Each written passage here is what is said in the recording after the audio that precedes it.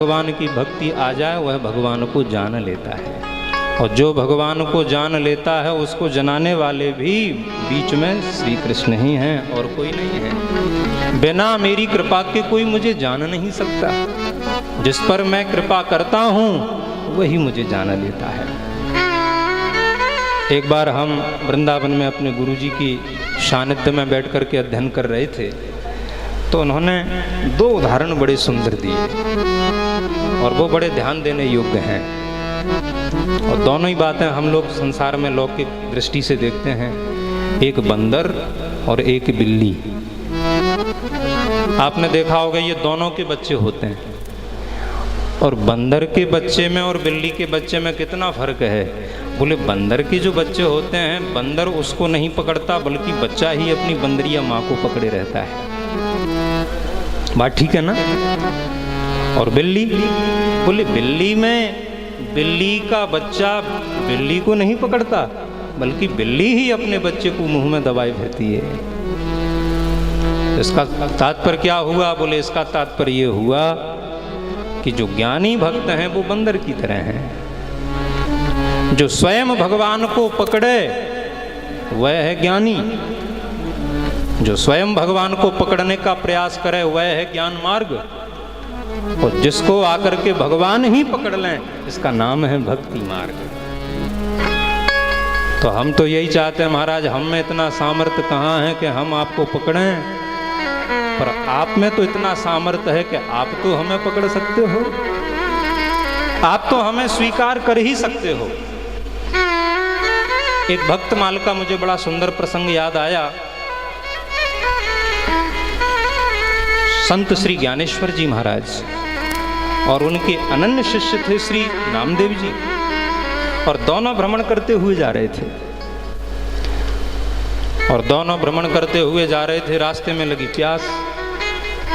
प्यास लगी। संत श्री ज्ञानेश्वर जी महाराज तो परम योगी थे, तो एक कुआं दिखा, और कुआं दिखा तो रस्सी बाल्टी नहीं। अब रस्सी बाल्टी नहीं तो पानी कैसे पिए? देखो जरा बहुत ध्यान देने योग्य बात है, पानी कैसे पिया जाए? योगी होने के नाते, ज्ञानी होने के नाते योग बल से कुआं के नीचे उतर गए और जल पी करके आ गए। ज्ञानेश्वर जी ने कहा देखो हम तो योगी हैं, हम तो कहते हैं योग करो, तो योग क्रिया के माध्यम से आज हमको पानी मिल गया। अब नामदेव जी घबराने लगे कि हमको पानी मिलेगा कि नहीं मिलेगा। संत ज्ञानेश्वर जी महाराज तो हैं योगी और नामदेव जी महाराज हैं भक्त। इतने में महाराज प्यासे थे, पुकार रहे थे, हे मेरे ठाकुर जी, हे गिरधर गोपाल, प्यासा हूँ, कृपा करो कृपा करो। संत ज्ञानेश्वर जी को तो यौगिक क्रिया के माध्यम से कूप के नीचे उतरना पड़ा, पर एकदम देखा कि कुआं में जल स्तर बढ़ने लगा, और भक्त नामदेव के लिए घाट के ऊपर ही जल की धारा बहने लगी, और प्यास महाराज पानी पी करके गदगद हो गए। जय। ज्ञान मार्ग में बहुत कठिनाई है और भक्ति मार्ग में सरलता है। भगवान कृपा करते हैं। इतना ही नहीं, महात्मे सनत कुमारेण आपी भक्त्या कृष्णः पुरा स्थितः। भक्ति की और क्या महिमा है? देखो श्रीमद् भागवत के महात्म्य में ही ये चर्चा आई है। ज्ञानियों को, बैरागियों को हम दर्शन देते हैं, और दर्शन देकर के कहाँ जाते हो? बोले अपने घर चले जाते हैं। ज्ञानियों को भी मेरा दर्शन होता है, बैरागियों को भी मेरा दर्शन होता है, दर्शन दे करके घर चले जाते हैं। पर मैं अपने भक्तों को भी दर्शन देता हूँ, पर भक्तों को दर्शन दे करके फिर घर नहीं जाता, उनके हृदय में घर बना करके रहने लग जाता हूँ, उनके हृदय में घर बना करके रहने लग जाता हूँ। ये भक्ति की महिमा है। भक्त्या कृष्णः पुरा स्थितः। अच्छा एक बात का जरा और विचार करो। अच्छा ये तो अब निश्चय ही हो गया कि हमको भक्ति करनी चाहिए, भक्ति करो भक्ति करो भक्ति करो। तत्र पुराणेषु नवविधा भक्ति ही वर्णिता यथा प्राकृतो जनः प्रासाद आरोहणे क्रमेण निःश्रेण्या आश्रयम करोति। शास्त्रों में भक्ति कितनी है, भक्ति के कितने भेद हैं? आप बड़े सत्संगी हैं। 9 प्रकार की भक्ति है। श्रवणम कीर्तनम विष्णु स्मरणं पादसेवनं अर्चनं वन्दनं दास्य सत्यमात्मनिवेदनम्।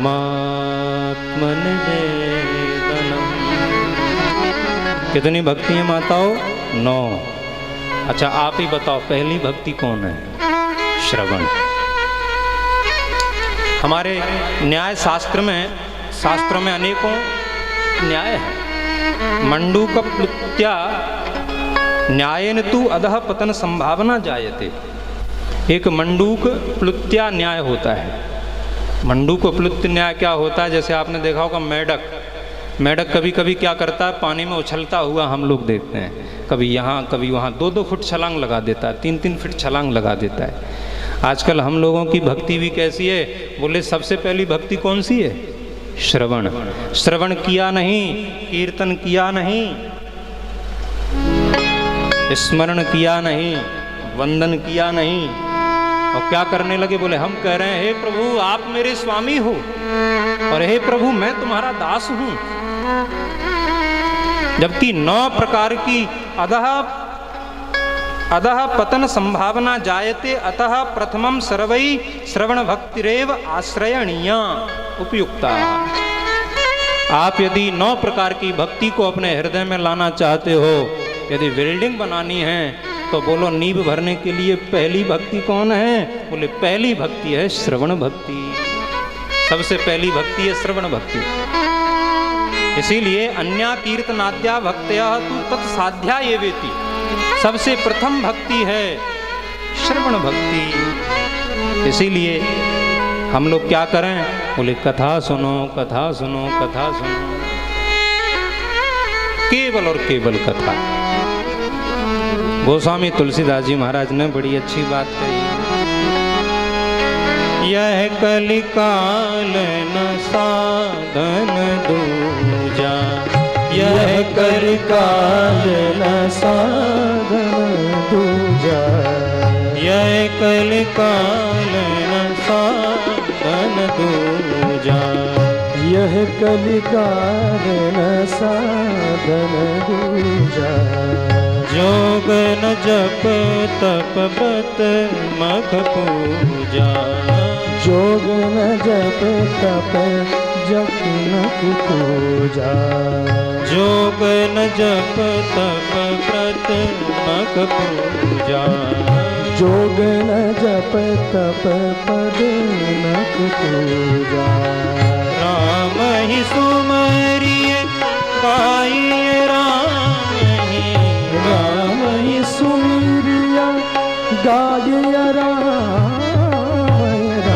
ही सुमरिया गाइए, राम ही सुमरिया गाइए, राम संतत सुनिए राम गुण ग्राम, संतत सुनिए राम गुण ग्राम, संतत सुने राम गुण गाम, संतत सुने राम गुण गाम, संतत सुने राम गुण गाम।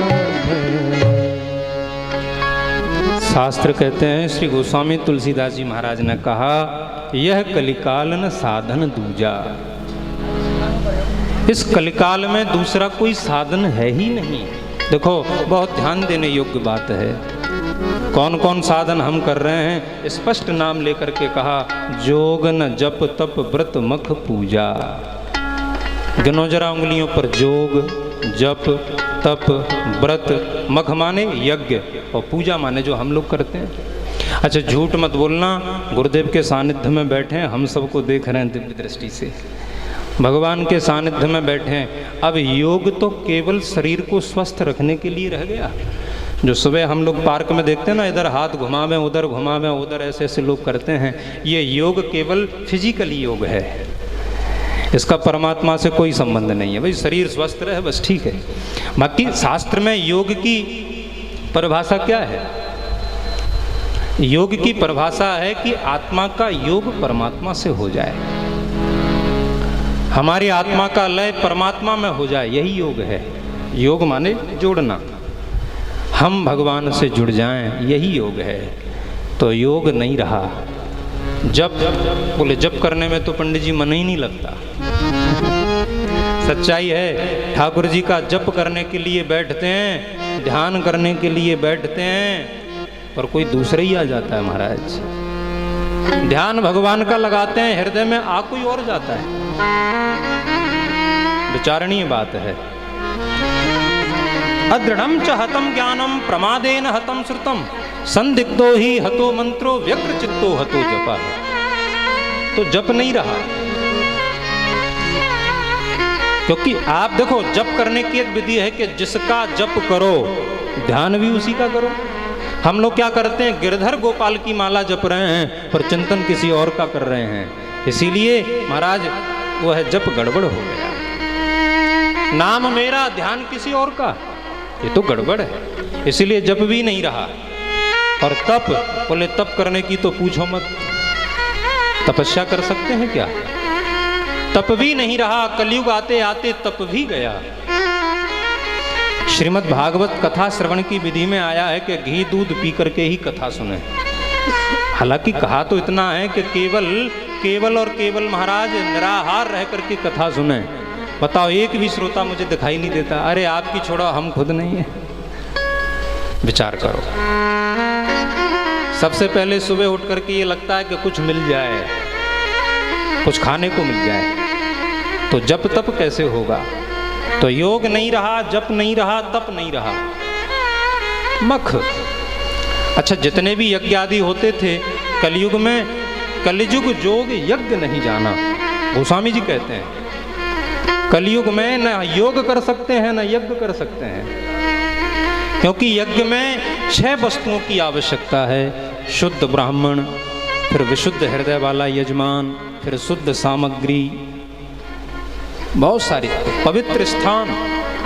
जगह भी पवित्र नहीं रही, कभी जगह मिल जाती है तो आचार्य बढ़िया नहीं मिलते, आचार्य बढ़िया होते हैं तो जजमान बढ़िया नहीं मिलता। वो हम लोग जब वृंदावन से आते हैं, अरे भैया जा रहे हैं बम्बई में, जाकर के मन लगा करके कथा सुनाएंगे, मन लगा करके पूजा कराएंगे, पर यजमान बोला पंडित जी ड्यूटी जाना है, जरा जल्दी कराओ। तो हम क्या करें? इसलिए यज्ञ नहीं रहा। एक बार हम किसी देहात में कथा कर रहे थे, किसी यजमान ने प्रश्न किया, भगवान समय पर सर्दी नहीं पड़ती, समय पर बारिश नहीं होती, समय पर गर्मी नहीं पड़ रही, इसका क्या कारण है? हमने कहा भैया जितने भी देवी देवता हैं जो प्रकृति के साधक हैं, साधने वाले हैं, वो सब रोगग्रस्त हो गए। नकली घवा घवा करके हमने दुनिया के लोगों को छोड़ो, देवताओं को भी महाराज बीमार कर दिया है। शुद्ध गाय के देसी घी से जब हवन होता था, घर में जितने भी जीवाणु कीटाणु रहते थे सब खत्म हो जाते थे। देवी देवता गदगद हो जाते थे, प्रसन्न हो जाते थे, और जो चाहते थे वही देते थे। आप शास्त्र को, इतिहास को पढ़ करके देखो, जिस कामना से लोग यज्ञ करते थे, पुत्रेष्ट यज्ञ हुआ तो पुत्र मिला, राज्य के लिए यज्ञ किया तो राज्य मिला, पद के लिए यज्ञ किया तो पद मिला। अब तो महाराज यज्ञ भी कर देते हैं और एमएलए का चुनाव भी हार जाते हैं। क्यों सफल नहीं हुआ? बोले इसीलिए नहीं हुआ क्योंकि न आचार्य उस योग्य थे, न यजमान उस योग्य थे, न सामग्री उस योग्य थी। इसीलिए यह है महाराज कलयुग जोग यज्ञ नहीं जाना। और व्रत, तो कलयुग में व्रत भी नहीं है, क्योंकि जिस दिन व्रत करते हैं उस दिन भगवान का चिंतन कम और फलाहार का चिंतन ज़्यादा होता है। एकादशी आवे तो महाराज 3 दिन से पहले ढिंडोरा पीटने लगते हैं, अरे पता है महाराज एकादशी है एकादशी, और 10वीं से ही फलाहार की कुछ लोगों के घर में तैयारियां शुरू हो जाती हैं। मैंने कई लोगों के घरों में देखा जिस दिन 10वीं को इतना नहीं खाते हैं, द्वादशी को इतना नहीं खाते, एकादशी को उतना खाते हैं, अनेक प्रकार के पकवान। क्या यही व्रत है? ना, यह तो व्रत नहीं हुआ। और फिर अंतिम बात है पूजा। कलयुग में तो महाराज पूजा भी श्रेयस्कर नहीं है, क्योंकि हमारी जो पूजा है ना, केवल पूजा हम शरीर से कर रहे हैं, पर हमारा चित्त कहीं और है, हमारा ध्यान कहीं और है। माला भी चढ़ रही है, भोग भी लग रहा है, तुलसी भी चढ़ रही है, दूर्वा भी चढ़ रही है, पर जो चढ़ाना है वह नहीं चढ़ाया, वह नहीं चढ़ाया। भगवान कहते हैं मुझे तेरी सामग्री की आवश्यकता नहीं है, भगवान कहते हैं सबसे बड़ी भगवान को देने योग्य यदि कोई वस्तु है तो वह है हमारा मन, वह है हमारी बुद्धि। वह तो कभी भगवान में लगी नहीं, बस वस्तुओं को भगवान को चढ़ा रहे हैं, ये तुमको दे दिया, ये तुमको, ये तो शुद्ध व्यापार है। इसीलिए महाराज यह भी पूजा भी कलयुग का साधन नहीं है। तो फिर महाराज हम क्या करें? तो केवल एक ही उपाय है, कल केवल रघुपति गुण गा, कल केवल रघुपति गुण गा, कल केवल रघुपति गुण गा, कल केवल रघुपति गुण गा, कल केवल रघुपति गुण गा, कल केवल रघुपति गुण गा, गावत नर पावन भवथा, गावत नर पावन भवथा, गावत नर पावन भवथा, गावत नर पावन भवथा। अच्छा, प्रसंग हमारा कहाँ से प्रारंभ हुआ? चर्चा ये हुई कि भव सागर को कैसे पार किया जाए। यही हमारी चर्चा। अपार संसार समुद्र मध्य, संसार रूपी सागर को पार करने का साधन क्या है? तो केवल और केवल भगवान की कथा का हम लोग आश्रय लें। अच्छा, यहाँ पर एक बात और जरा गहरी हम आपको बताएं। कृते यध्यायतो विष्णुम त्रेतायाम यजतो मखैहि, द्वापरे परिचर्यायाम तदहरौ कलि कीर्तनात्। जो सतयुग में ध्यान करके फल मिलता था, त्रेता में यज्ञ करके मिलता था, द्वापर में जो पूजा करके मिलता था, वो फल कलयुग में केवल भगवान का कीर्तन और भगवान की कथा श्रवण से ही प्राप्त हो जाता है। तो फिर कठिन के क्यों पीछे पड़ रहे हो? सरल में आ जाओ ना, पर काय को झंझट में पड़ रहे हो? इसीलिए भगवान की कथा की बड़ी अद्भुत महिमा है। हमारे एक बात मुझे बड़ी अच्छी याद आई। हमारे कलयुग में लोग क्या चाहते हैं कि महाराज देखो, पुराने जमाने के लोगों को देखो, एक एक कॉपीन पहन लेते थे, जनेऊ गले में पड़ा रहता था और बहुत ज़्यादा संसार की विषय भोगों की सामग्री नहीं रहती थी। कलयुग में हम लोग सजे धजे रहना चाहते हैं। एक बार रामचरितमानस की कथा हो रही थी और हमारे गुरुदेव ने बड़ी सुंदर व्याख्या की कि देखो, तीनों युगों में सतयुग, द्वापर और त्रेता, कृतयुग सब योगी विज्ञानी, करे हरि ध्यान तरई भव प्राणी, तैर गए। त्रेता विविध यज्ञ नर करही, प्रभु ही समर्प कर्म भव तरही, तैर गए। द्वापर करे रघुपत पद पूजा, नर भव तरही उपाय न दूजा, तर गए महाराज। लेकिन कलयुग में बोले कलि केवल रघुपति गुण गाहा, और गावत नर पावई भवथाहा। बोलो, तैरने वाला ज्यादा होशियार होता है कि समुद्र की जो था लेकर के आ जाए वो ज्यादा तैराकी होता है? कौन ज्यादा श्रेष्ठ है?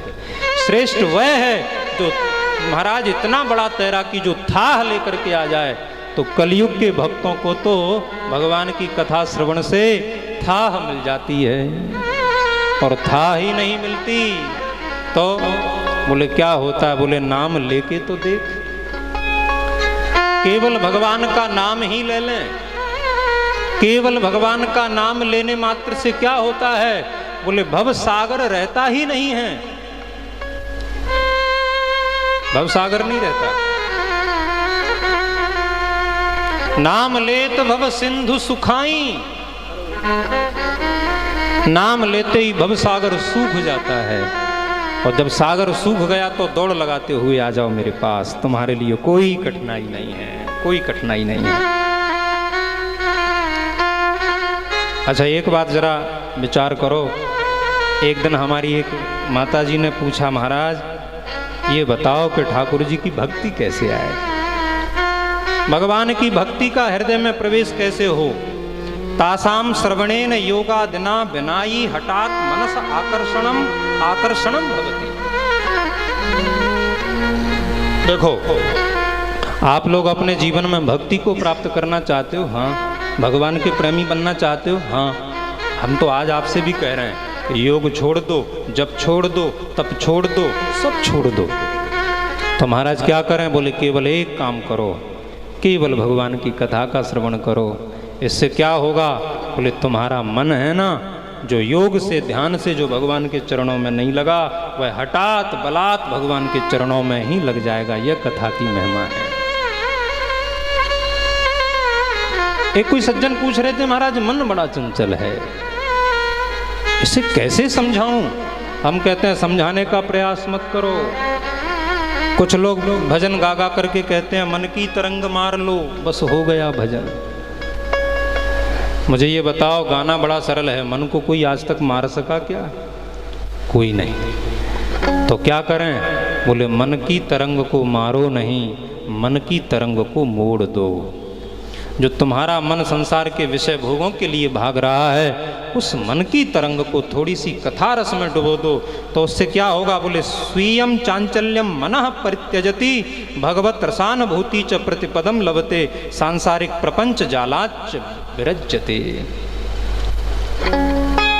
जरा विचार करो, भगवान की केवल कथा श्रवण करके मन चंचलता का त्याग कर देता है, भगवत रस की रसानुभूति होने लगती है, और इतना ही नहीं, और सांसारिक प्रपंच अपने आप छूट जाता है।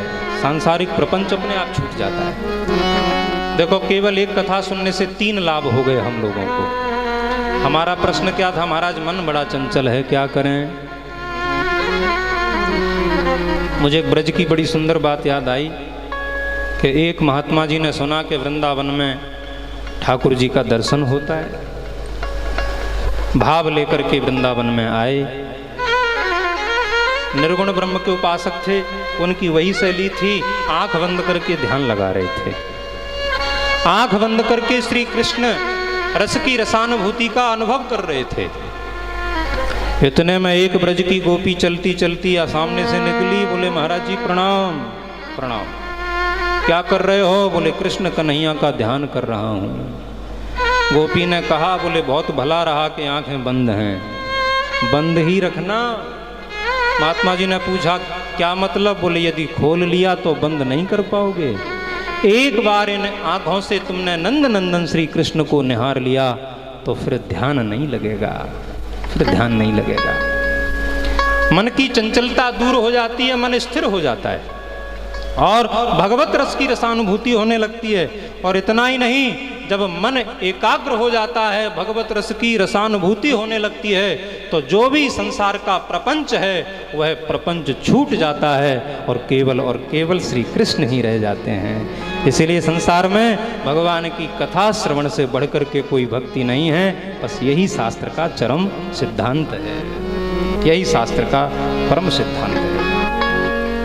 इस तरह से महाराज जी है, हम लोगों ने भगवान की कथा की महिमा का वर्णन श्रवण किया। आइए अब यहाँ से भगवान की कथा का हम लोग शुभारंभ कर रहे हैं। बड़े प्रेम के साथ, प्रेम से बोलो जय श्री कृष्ण। जय श्री कृष्ण। जब कोई महापुरुष किसी ग्रंथ को लिखना प्रारंभ करते हैं तो सबसे पहले मंगलाचरण करते हैं।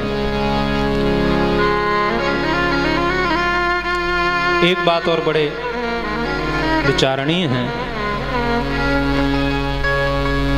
जिस ग्रंथ को हम श्रवण करने के लिए जा रहे हैं, श्रीमद् भागवत महापुराण, उसकी महिमा क्या है, उसको कितने दिनों में सुनना चाहिए, उस कथा श्रवण की विधि क्या है और उसका लाभ क्या है, ये सारे विषयों पर चर्चा है।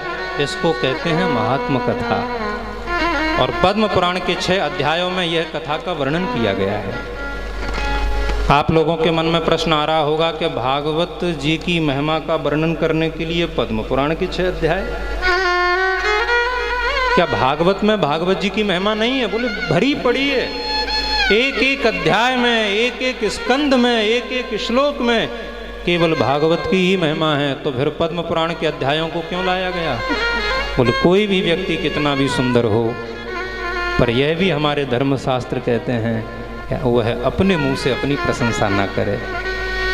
जो अपने द्वारा अपनी प्रशंसा करता है उसके पुण्य नष्ट हो जाते हैं। वह आत्मघाती है। अपने द्वारा अपनी कभी प्रशंसा नहीं करनी चाहिए।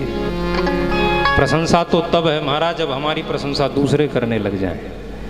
इसलिए भागवत जी की क्या महिमा है? बोले भागवत जी की महिमा और भागवत जी की प्रशंसा कौन कर रहे हैं? बोले पद्म पुराण भी कर रहा है। अब आइए, अब लोग हम जरा ध्यान दें। श्रीमद् भागवत में महात्मा के पद्म पुराण के प्रथम अध्याय का प्रथम श्लोक।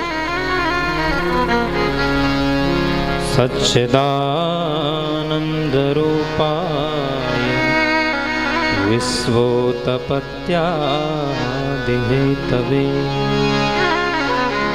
तापत्रय विनाशाय श्री कृष्णाय वयं नमः। मेरे भगवान का स्वरूप क्या है? ये स्वरूप लक्षण है। स्वरूपम लक्षयति इति स्वरूप लक्षण। देखो हम तुमको पहचान बता रहे हैं, भगवान की पहचान कैसे करें? तो मेरे भगवान का स्वरूप है जो सत है, जो चित है, जो आनंद है। ऐसे परमात्मा के चरणों में हम प्रणाम करते हैं।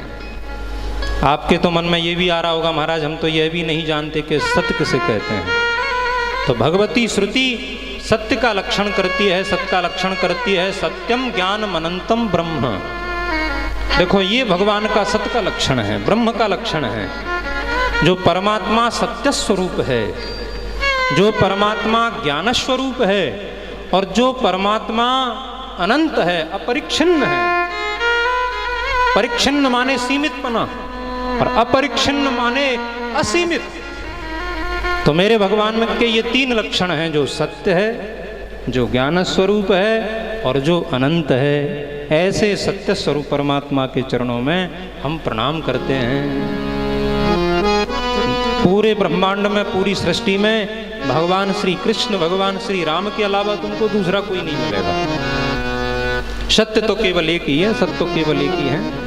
संसार परिवर्तनशील है, जन्म लेता है, जवानी आती है, बुढ़ापा आता है, पर मेरे भगवान श्री ठाकुर जी एक रस रहते हैं, जिनके जीवन में कभी परिवर्तन आता ही नहीं है। सरति गच्छति इति संसारः। संसार में परिवर्तन हो रहा है प्रति क्षण प्रति पल, लेकिन केवल संसार में एक भगवान ही ऐसे हैं जो अपरिवर्तनशील हैं। इसलिए असभुवि धातु से सत्री प्रत्यय करके सत शब्द निष्पन्न होता है। चिति संज्ञाने धातु से क्विप प्रत्यय करके चित शब्द निष्पन्न होता है। आहा, ये तो सत हो गया। और चित कौन है? तो कहते हैं विज्ञानमानंद ब्रह्म। जो ज्ञान स्वरूप है वही चित है। संसार में जहाँ कहीं भी तुमको ज्ञान दिखे, जहाँ कहीं भी तुमको बुद्धि की श्रेष्ठता दिखे, तो समझ जाना ये साक्षात इसके हृदय में मेरे ठाकुर जी ही विराजमान हैं।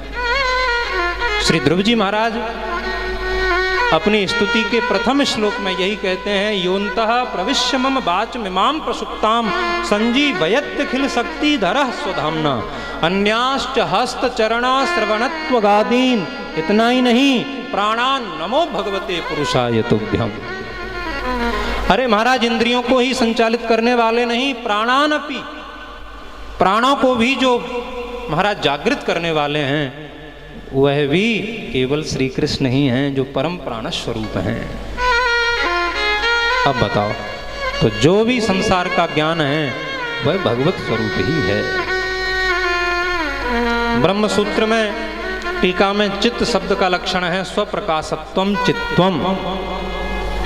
देखो संसार के जितने भी लोग हैं वो किसी दूसरे के प्रकाश से प्रकाशित हो रहे हैं।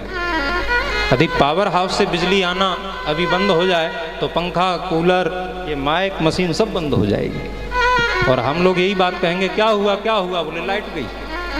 अरे कहाँ गई लाइट? कहीं तो होगी। महाराज पावर हाउस से लाइट गई, यानी हम उस पावर हाउस के अधीन हैं। लेकिन आप जरा विचार करो, भगवान कैसे हैं? बोले भगवान वह हैं जो किसी दूसरे के द्वारा प्रकाशित नहीं होते, जो अपने आप से ही प्रकाशित होते हैं। इसलिए मेरे भगवान का नाम है स्वराट, स्वतः सिद्ध ज्ञान मित्यर्थः। मेरे भगवान स्वराट हैं, स्वयं राजनीय, जिनको दूसरे की आवश्यकता नहीं है।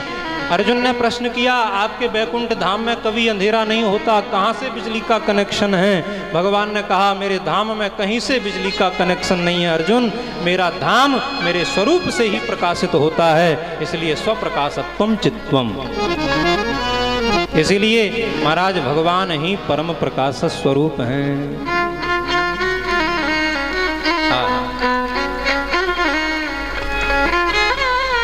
सब कर परम प्रकाशक जोई, सब कर परम प्रकाशक जोई, सब कर परम प्रकाशक जोई, सब कर परम प्रकाशक जोई।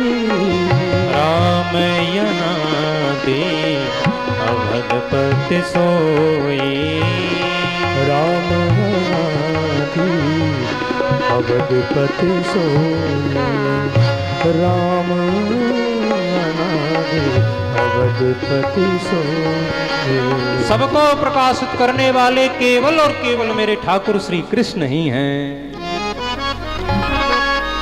हमसे कोई पूछे तुम कहाँ पढ़े, बोले हम उनसे पढ़े। तुम्हारे गुरुजी का किससे पढ़े, बोले गुरुजी उससे पढ़े। वो किससे पढ़े, बोले वो उससे पढ़े। वो किससे पढ़े, वो उससे पढ़े। लेकिन इस तरह से खंडन करते करते करते करते और सबसे अंत में भगवान रह जाएंगे। ब्रह्मा का ज्ञान भी भगवान के अधीन है, लेकिन मेरे भगवान का ज्ञान बोले स्वतः सिद्ध ज्ञान मित्यर्थः। मेरे भगवान किसी के अधीन नहीं है, बल्कि ये सारा जगत ही उनके अधीन है। इसीलिए स्वप्रकाशत्वम चित्तम। ऐसे चित्त स्वरूप श्री कृष्ण के चरणों में हम प्रणाम करते हैं। अच्छा, तीसरा जो शब्द है वो बड़ा अद्भुत है। तीसरा शब्द क्या है, बोले आनंद।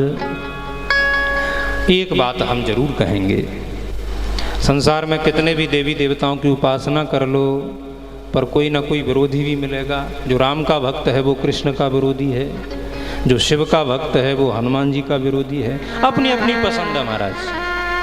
देखो, संसार के खाने पीने में भी अपनी पसंद, पहनने ओढ़ने में भी अपनी, किसी को काला अच्छा लगता है, किसी को काला घटिया लगता है, किसी को गुलाबी रंग अच्छा लगता है, किसी को बहुत अच्छा जचता है, किसी को रसगुल्ला बहुत अच्छा लगता है, किसी को बहुत बुरा लगता है, किसी को राम अच्छे लगते हैं तो किसी को देवी जी अच्छी लगती हैं, किसी को हनुमान अच्छे लगते हैं तो किसी को लक्ष्मी अच्छी लगती हैं। ये भी अपनी अपनी पसंद है।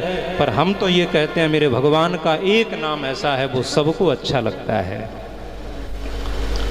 बोले कौन सा नाम है, बोले आनंद। आनंद एक ऐसा परम तत्व है, चींटी से लेकर के हाथी तक, बड़े बड़े देवी देवताओं तक, यहाँ तक ब्रह्मा जी तक, आनंद वह परम पद है, आनंद वह तत्व है जिसको सब चाहते हैं। आनंद हमें भी मिले, आनंद हमें भी मिले, आनंद हमें भी मिले। एक बात और कहना चाहूँगा माताओं, संसार के पदार्थों से जो आनंद मिलेगा वह सीमित होगा, और भगवान के माध्यम से जो आनंद मिलेगा वह असीमित होगा। अच्छा, एक बात का और जरा विचार करो। हम लोग क्या कर रहे हैं, एक संत बड़ी सुंदर बात कह रहे थे, बड़ी अच्छी बात कही, बहुत ध्यान देने योग्य है, मुझे बहुत जची। क्या कहा, बोले संसार के जो आनंद हैं वो जैसे एक मटके में आनंद का रस भर दिया गया हो, जैसे एक मटके में आनंद का रस भर दिया गया हो। अच्छा, आनंद के रस का रसास्वादन करने के लिए यदि हम जाएं, कोई मक्खी यदि मटके के उस रस का रसास्वादन करना चाहे और यदि मटके के भीतर डूब जाए तो बोलो क्या होगा, बोले मक्खी मर जाएगी, प्राण भी उसे त्यागने पड़ेंगे। तो संसार के जितने भी सुख हैं, जितने भी रस हैं, वो एक मटके में जैसे रस भर दिया गया हो उसी तरह हैं। और भगवान कैसे हैं, बोले भगवान आनंद के रस के मटका नहीं है, पात्र नहीं है, तो बोले भगवान तो आनंद के रस के सागर हैं। अच्छा, एक बात का और जरा विचार करो, जो संसार रूपी सागर के रस को पाने के लिए गया और यदि उसमें डूबा तो मरा, संसार के रस में डूबा तो मरा। जैसे मधुमक्खी यदि नाद में आपके एक मटके में चाशनी भरी हो, गन्ने का रस भरा हो और उसमें यदि मक्खी डूब जाए और तो क्या होगा, बोले मरना पड़ेगा। तो ठीक उसी प्रकार भगवान का जो रस है वो सागर की तरह है, तो इधर डूबे तो मरे और इधर डूब गए तो तर गए। संसार के रस में डूबे तो मैं गए और भगवान के रस में डूब गए तो तर गए। इसीलिए मेरे भगवान आनंद के सागर हैं। इसीलिए संसार का प्रत्येक व्यक्ति यही कहता है, महाराज सब कुछ मिल गया पर शांति नहीं मिली, सब कुछ मिल गया पर आनंद नहीं मिला। हे भैया, आनंद मिलेगा भी कहाँ से? कोई बहुत प्यासा व्यक्ति हो और प्यासे व्यक्ति के मुंह में कोई 2 बूंद पानी डाल दे तो क्या उसकी प्यास बुझेगी? क्या उसकी प्यास तो कभी भी बुझने वाली नहीं है। लेकिन वही प्यासा व्यक्ति यदि समुद्र के किनारे पर चला जाए और वहाँ जितना मन में हो उतना पानी पिए, महाराज आनंद हो जाएगा, प्यास पिपासा हमेशा हमेशा के लिए शांत हो जाएगी। ठीक उसी प्रकार हम अशांत क्यों हैं, हमारे जीवन में शांति क्यों नहीं मिली? अभी तक हम संसार के माध्यम से शांति को चाह रहे हैं, लेकिन शास्त्र कहते हैं कि शांति चाहते हो, आनंद चाहते हो तो आनंद के सागर तो श्री कृष्ण हैं, आनंद के सागर तो श्री राम हैं। इसलिए जब तक उनकी शरण में नहीं जाओगे तब तक आनंद से आप लबालब नहीं हो सकते। जलेबी बनाओ और जलेबी में 2 बूंद चाशनी की डाल दो तो जलेबी मीठी नहीं होगी। रसगुल्ला बनाओ और उसमें 2 बूंद चाशनी की डाल दो, मीठा नहीं होगा। तो क्या करना पड़ेगा? बोले उसको डुबोना पड़ेगा। इसीलिए मेरे भगवान ही आनंद के सागर हैं और जो एक बार उस आनंद के सागर में डूब जाता है वह भी रस रूप ही हो जाता है। ऐसी भगवान की महिमा है। जो आनंद सिंधु सुख राशि, जो आनंद सिंधु सुख राशि, से करते त्रयी लोक सुपासी, से करते त्रयी लोक सुपासी, से करते त्रयी लोक सुपासी, से करते थे लोक सुपासी। सो सुख धाम राम यश नाम, सो सुख धाम राम यश नाम, अखिल लोक दायक विश्राम, अखिल लोक दायक विश्राम, अखिल लोक दायक विश्राम। मेरे भगवान सुखों के सागर हैं, सुख के धाम हैं। और हम लोग क्या कर रहे हैं? बोले सुख के सागर और धाम को छोड़ करके इधर उधर दौड़ लगा रहे हैं। इसीलिए मेरे भगवान सच्चिदानंद स्वरूप हैं। ये तो सच्चिदानंद की व्याख्या हुई। भगवान करते क्या हैं? बोले मेरे भगवान के 3 नाम हैं। तो मेरे भगवान के काम भी 3 ही है माताओं। विश्व की उत्पत्ति करना, विश्व का पालन करना, विश्व का संहार करना। विश्वोत्पत्त्यादि हेतवे, विश्वोत्पत्त्यादि हेतवे। मेरे भगवान के काम 3, तो फिर मेरे भगवान के लाभ भी 3। तापत्रय विनाशाय, जो भगवान की शरण में जाएगा उसके 3 प्रकार के ताप हमेशा हमेशा के लिए नष्ट हो जाएंगे। एक होता है दैहिक ताप, एक होता है भौतिक ताप, एक होता है दैहिक, दैविक और भौतिक। ये 3 प्रकार के तापों का भगवान शमन करने वाले हैं। जो भगवान की शरण में जाएगा उसके दैहिक ताप नष्ट हो जाएंगे, उसके सारे दैहिक ताप नष्ट हो जाएंगे।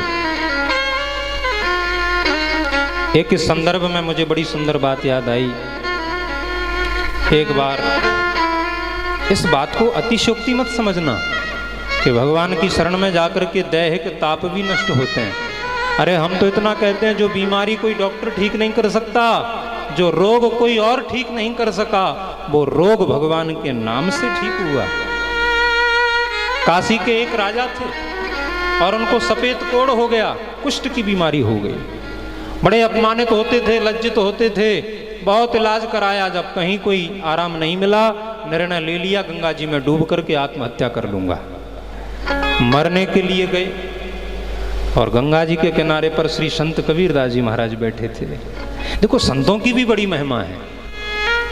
गंगा जी के किनारे पर संत कबीरदास जी महाराज बैठे थे। पूछा, राजन क्या कर रहे हो? उन्होंने सोचा शायद नहाने के लिए जा रहे होंगे। कहा, आत्महत्या करने जा रहा हूं। कारण? बोले कारण है कि कुष्ठ की बीमारी हो गई, अपमानित होना पड़ता है, लज्जित होना पड़ता है। ऐसे जीने से तो मरना भी अच्छा है। कबीरदास जी ने कहा, राजन बहुत दवा कराई, बहुत खूब इलाज किया, बहुत किया, हमारे कहने से एक दवाई ले लोगे, कुछ पैसा धेला नहीं लगेगा, बड़ी सरल दवाई है, बताओ बताओ। बोले, एक बार कहो राम और गंगा जी में डुबकी लगाओ, 2 बार कहो राम, गंगा जी में डुबकी लगाओ, तीसरी बार कहो हे राम और फिर डुबकी लगाओ। मैं कहता हूं मेरे राम नाम से तुम्हारा ये रोग भी ठीक हो जाएगा। लोग सब जगह विश्वास कर लेते हैं, भगवान के नाम पर हम लोगों को विश्वास नहीं। ये हम लोगों की विडंबना है, ये हम लोगों की विडंबना है। सब जगह विश्वास, बेटे पर विश्वास कर लिया, पत्नी पर विश्वास कर लिया, दुकानदार पर भी विश्वास कर लेते हैं, पर मेरे भगवान पर विश्वास नहीं है, संत वाणी पर विश्वास नहीं। इसीलिए हम भटक रहे हैं, इसीलिए भटक रहे हैं महाराज। राजा ने तो उसे विश्वास था ही नहीं। सोचा जब मरने जा रहे हैं तो इनकी बात भी रह जाएगी। राम कह करके डुबकी लगाई, बाहर देखा तो ज्यों की त्यों। दोबारा हे राम कह करके डुबकी लगाई और फिर बाहर देखा तो ज्यों की त्यों महाराज, कोई भी अंतर नहीं आया। और तीसरी बार डुबकी लगाई और फिर देखा तो फिर भी कोई फर्क नहीं। राजा ने कहा, महाराज तुमने मेरा समय बर्बाद कराया, लगता है संत भी झूठ बोलने लगे हैं। महात्मा जी ने सोचा, हमारी तो हम झूठ बोले या सच बोले इससे क्या फर्क पड़ता है, पर मेरे भगवान का तो नाम बदनाम हो जाएगा। मेरे भगवान तो पतित पावन हैं, अधमों का उद्धार करने वाले हैं। महात्माओं के पास में चमीटा रहता है, चमीटा उठा करके राजा की खोपड़ी में मारा तो खोपड़ी फटी, लहू लुहान हुए। और महाराज जैसे ही असह्य दर्द हुआ तो एकदम कातर भाव से पुकारा, पुलित स्वर में कहा, हे राम मेरी रक्षा करो। और जो ही डुबकी लगाई और बाहर निकले तो सिर भी ठीक हो गया और कोढ़ भी ठीक हो गया। ये मेरे भगवान के नाम की महिमा है।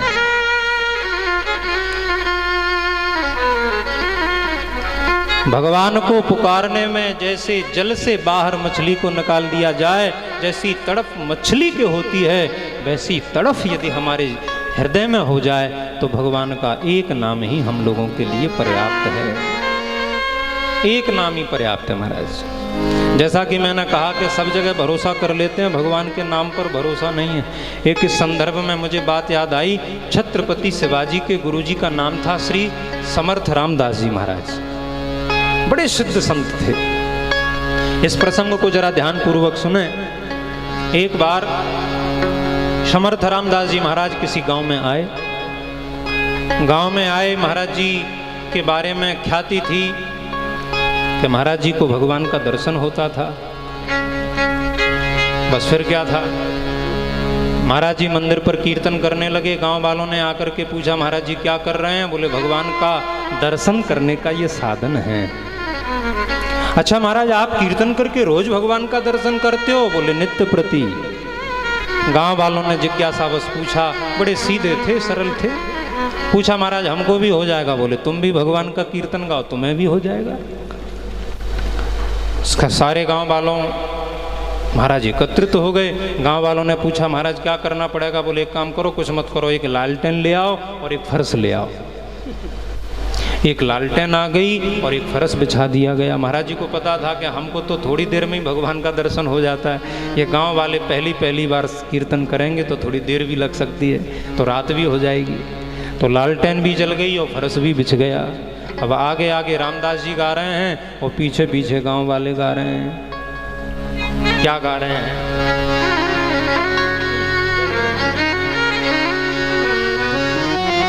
बड़ा प्यारा कीर्तन चल रहा है। बोलिए भक्तवत्सल भगवान की जय। गोविंद बोलो हरि गोपाल बोलो राधा रमण हरि गोविंद बोलो। गोविंद बोलो हरि गोपाल बोलो राधा बड़े प्रेम से गाएं। गोविंद बोलो हरि गोपाल बोलो राधा रमण हरि गोविंद बोलो।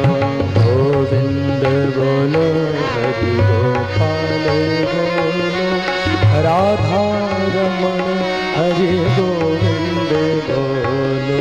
गोविंद बोलो हरि गोपाल बोलो। गोविंद बोलो हरि गोपाल बोलो। गोविंद बोलो हरि गोपाल बोलो। गोविंद बोलो हरि गोपाल बोलो। राधा रमण हरि गोविंद बोलो। राधा रमण हरि गोविंद बोलो। गोविंद बोलो हरि गोपाल बोलो राधा रमण हरि गोविंद बोलो। गोविंद बोलो हरि गोपाल बोलो राधा रमण हरि गोविंद बोलो।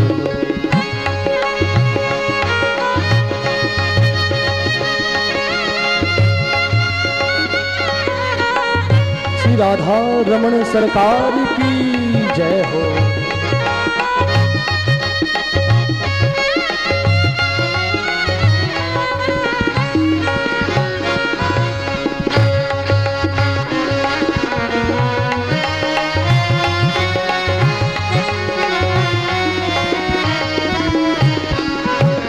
गोविंद बोलो